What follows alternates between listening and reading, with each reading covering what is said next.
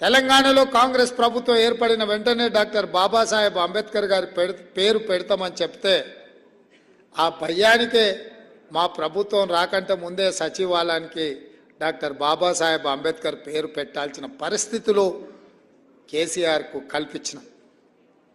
ఇంతకుముందు పెద్దలు కంచె ఎల్లయ్య గారు, కవిత గారు నాకు ఫోన్ చేసిండ్రు, అసెంబ్లీలో జ్యోతిరావు పూలే గారి విగ్రహాన్ని పెట్టడానికి మీరు రావాలి అని. అయితే చాలామంది ఆ 10 ఏళ్ళు ఎందుకు పెట్టలేదు, 10 ఏళ్ళు ఎందుకు అడగలేదు అంటారు.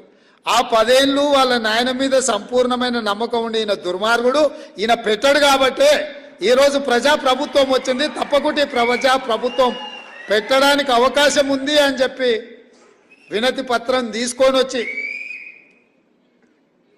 ఏ దళితున్నైతే ముఖ్యమంత్రిని చేస్తా అని చెప్పి మాట